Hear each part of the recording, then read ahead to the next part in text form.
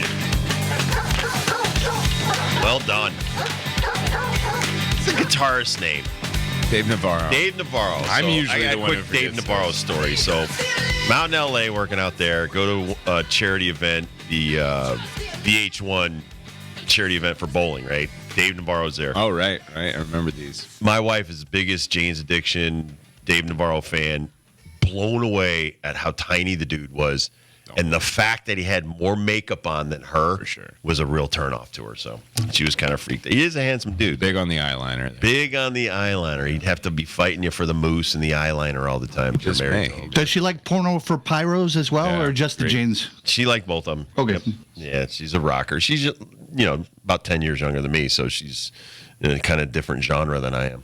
I do have some, I don't know if it's breaking football news or not, or how old this is, but we do have a little conference realignment, little bitty, itty bitty conference realignment. Northern Illinois, who beat Notre Dame this year, don't forget about that. Northern Illinois moving to the Mountain West, football only. Really? Football only. Football only. It's fascinating, like the football only stuff. I don't know. I'm used to it. But the It's like the happened Hockey before. East. I'm still Yeah, exactly. That's a I'm good- still perplexed by the Hockey East. How is that possible? Other schools in Big East don't have hockey as a sport, so you got to get out there and get some. And then You got Hockey East? and hockey's just a different bird, man. It's not always a part of everybody's athletic department repertoire. So you got to find the schools and that there's a are. lot of and- schools that don't have hockey. So. Exactly. So that's why they are what they are. And UConn, and just in that conversation, is a very unique bird, man. Like, they've got a lot of sports. Like, there's, Syracuse doesn't have baseball. And that's No way. it's so mind-blowing to No think way, of. they I'm don't. pretty sure we're only club. I don't think we're an official Division I baseball. Look it up, Kurt, but I'm pretty Figures, sure. Bunch of broadcasting journalists, knuckleheads. And you got a dome. Just put baseball field in kidding. there. Got a dome. They just don't like baseball. Wow. So, for the ACC, Northern Illinois coming off their bowl win over Fresno State in the Idaho Potato Bowl. and that could have started was- the conversation there you right go. there. I mean, when you're playing a Fresno State in, Mountain West territory, the one thing about this all, and we talk about it, sparingly, and we kind of brush it off. Travel is a situation. People don't understand the late night hours for these kids. Football's kind of a different animal because it's once a week. But when you're with baseball teams, you travel with basketball teams, you don't think of, even if you're with the team all the time, even if you're a coach, it's lost on you every now and then that these kids have class at 8 a.m. That there actually is a student portion of the student athlete part. It's a full-time job. I used to be offended in high school when some of my teachers would be like, "Oh, you think you deserve a free ride?" I'm like, "No, I'm going to school and I'm an athlete. It's like two jobs, dude." And then you go to college, it's even worse because now you have to get your butt up and get to class and get in there, and it can't be easy because especially when they go away. And they're away for let's say the Final Four or something like that. They have to do tutor. They still have to do their work. Well, even then, that's more than one day. For Northern Illinois, even in regular football scenarios, a lot of people don't realize that the football team's there on Thursday night. They wake up and they practice at the venue Friday. They do nothing as far as schools work Friday. Saturday, they're playing the game. Sunday, they're back, making up what they missed Thursday and Friday. It's tough, man. It is very tough. That's why student athlete, I have a lot of respect for them. Syracuse dropped baseball in 1972. It has not returned. They are one of only 4 Power 5 teams that don't have a Isn't that baseball crazy? team. It's crazy to think about. That's but nuts. I found that out like 20 years ago, and I was just like you guys. I got to look this up in 5 different locations to make sure this is true. I'm honestly floored right now. I always thought Syracuse had a team. You would think, especially a university of that size that would have it, but not everyone does, man. So, when you've got to mix and match to get into a conference. Baseball orange people. Yeah, they are. They sure are, Dibs.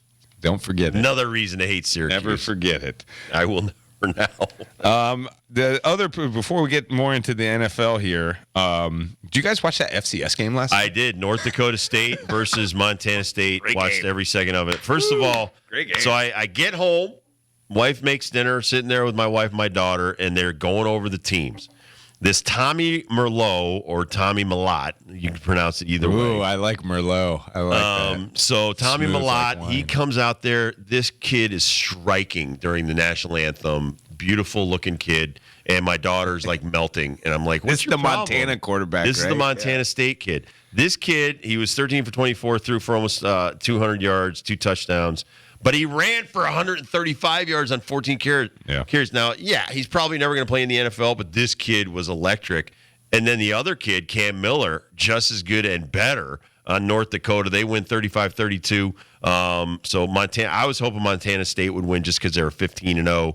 They would have finished undefeated. But it was a hell of a game down to the last. You were watching the last 10 seconds of it and the last little bit of it.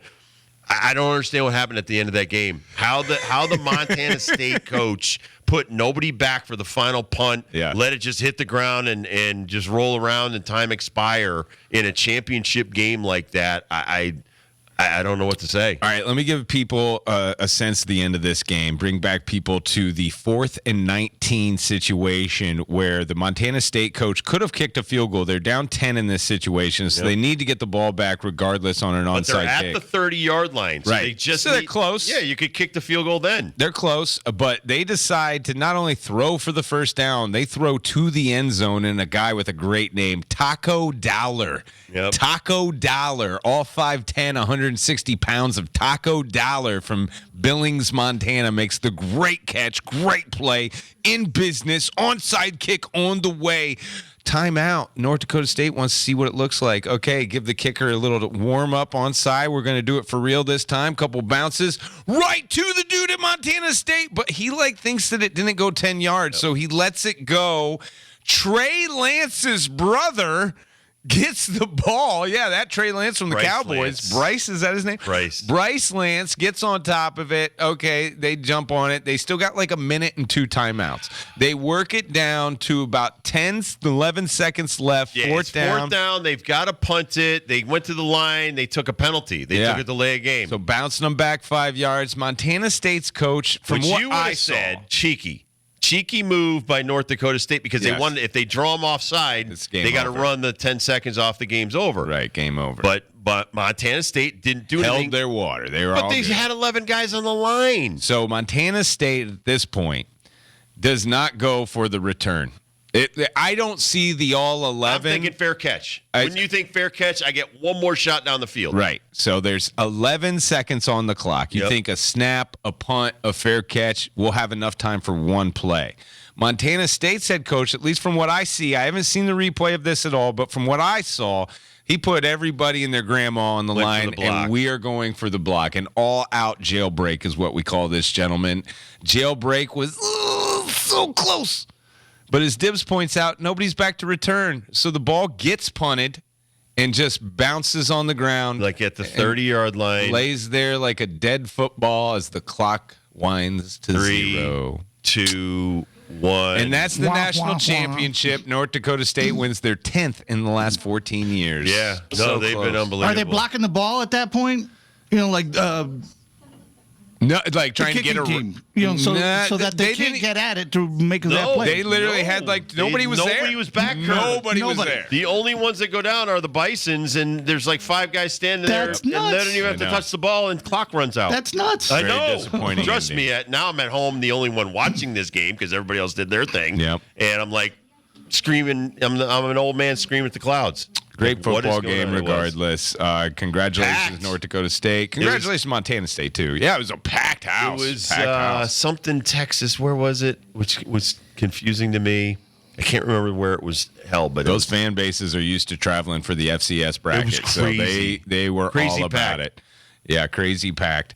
We'll see what we get on Thursday. That will be the first game of the semifinals, Penn State, Notre Dame. Friday, second game of the semifinals for the D1 Championship College Football Playoff. That's Ohio State versus Texas. Made mention at the beginning of the show. I do think this game one's got a little bit of an advantage. Gives us a day off, a rest, plus they get to scout.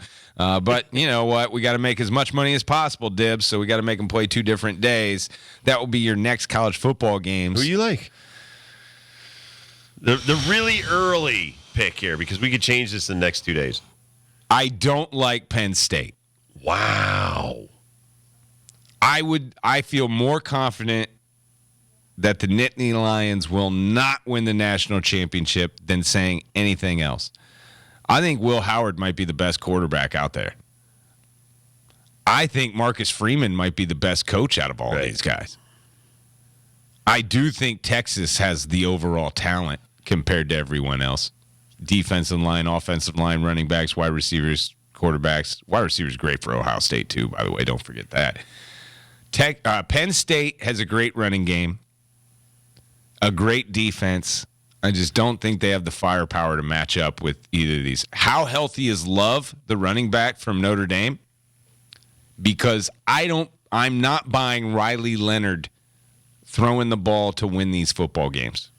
I think he has to have help with the running game. I like the highest seed because of what they did to Oregon. I think Ohio State is the one I like the best. Payback game. Four. So if they beat Texas, I think they win the championship. Well, Texas, Sarkisian. Because I don't care who wins Notre Dame, Penn State. I don't think they can beat Ohio State or Texas. I'm just thinking of who's got a lot on the line, and no one has more than Coach Ryan Day.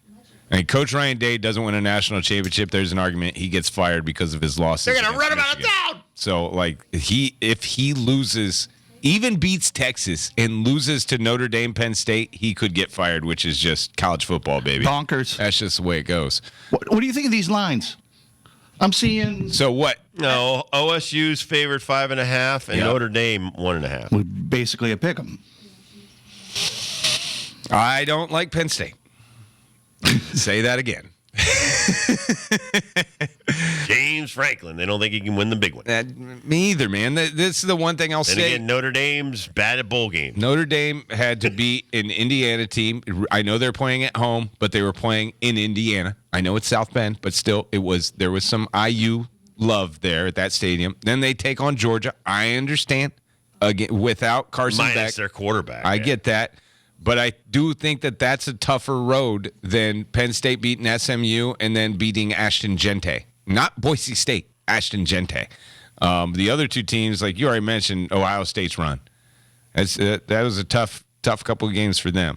They've been able to get that bad Michigan game taste out of their mouth. And now they're the Ohio State team. I think that everybody thought they were. But listen, Texas is no slouch. They got scared last week, and they survived. They're a survive and advance team in this tournament, and that's dangerous.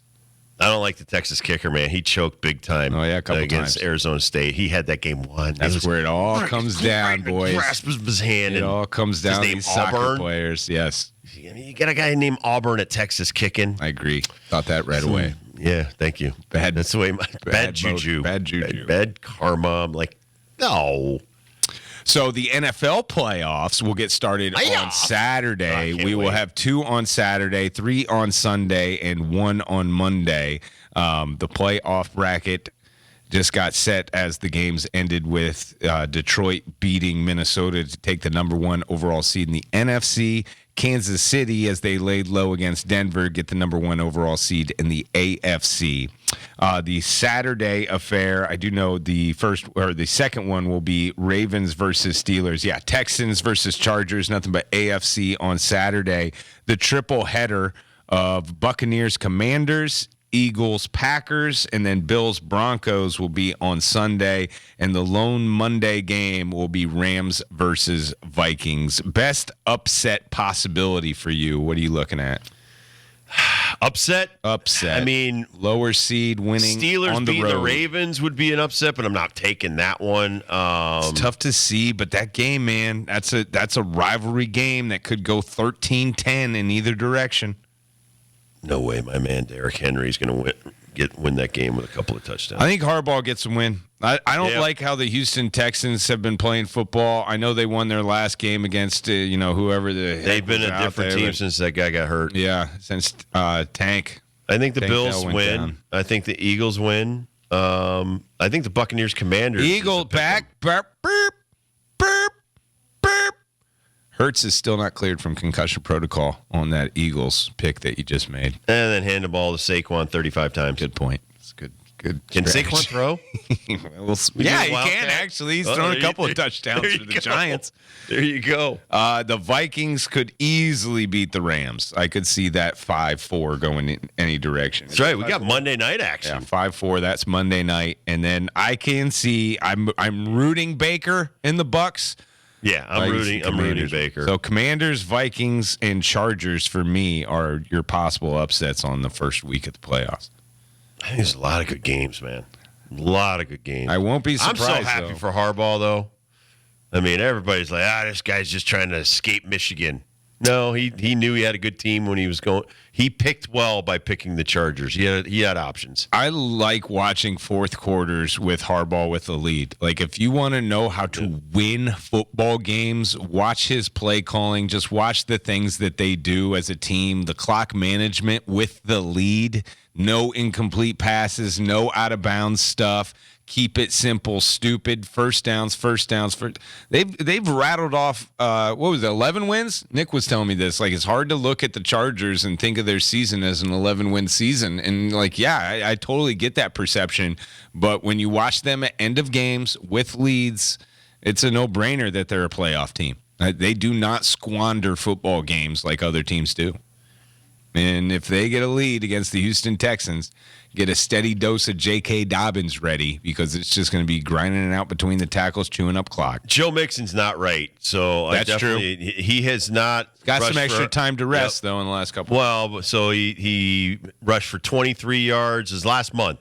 23 yards, 57 yards, 26 yards, 23 yards. They've not been giving him the ball. So when this guy is getting 100 yards a game, they're winning. So that would be my look at Joe Mixon not playing or not getting the ball, not getting enough touches. I'm really interested in Baltimore-Pittsburgh. I know a lot of people are thinking our guy Lamar is just going to run away with this. It's going to be a Derrick Henry-Lamar blowout. But, man, this is a game that I look at it as a throw the records away kind of game. Forget the situation. It's the black and gold against the purple, man. Like, this is a blue-collar, black and blue, bruised up big Some of boy the football things game. that Tomlin has said, though, has been kind of striking about we're not ruling out changing the quarterback this week. I Put think Fields in there. But when it comes to press be conferences, crazy. And- man, he's a lot like Belichick at this time He of the doesn't year. show cards. Not only is not showing cards, he's showing you the wrong cards. And he's trying to tell he's you bluffing you. exactly. Like, this guy is an old vet, especially now. I don't know, He's done these it playoff didn't feel games. right the last couple of weeks, though. It didn't feel Last like they were 5 weeks. going all in the same direction. I'm with No. Dibs. I'm with 5 Dibs. weeks. Was it? Did they lose to Dallas? Was that like the turning point in this season Could for be. that team? I just remember them being on a roll and winning games that they shouldn't win. Then they lost a game they shouldn't have lost, and they haven't looked right ever since. Defensively, this team is great defensively. It's always the offense that we scratch our heads on with this. And George Pickens a couple weeks ago, Yep. I brought this up, Yep. does not want to be there anymore. And I'll tell you what, he didn't catch any balls this last week. Like, he was like almost dropping them on purpose. Now He does not like Russell Wilson. I agree, but if you look at the offensive production and just the points scored, this guy's got a point. Like, they do need to pick it up offensively if they're going to beat that juggernaut that they're facing on Saturday. Baltimore scores a bunch of points, man, and they can be scored on this year. Like, their defense is not up to snuff. So if they can get their average stellar performance, which on defense is average for them, is just 5 sacks and a couple of takeaways, they're going to be able to have success against Baltimore if that offense can move the football. Agreed. We'll take a quick break. We'll come back. We'll replay Jim Moore Jr. It was nice to nail down the football coach from UConn today. So Jim Moore Jr. joined us. We'll replay that for you next on your afternoon drive. Thank you so much for keeping us on the air. It's Rob, Ben, Nick's in here today doing our YouTube channel, and Kurt Kaplan on the ones and twos. We'll be right back.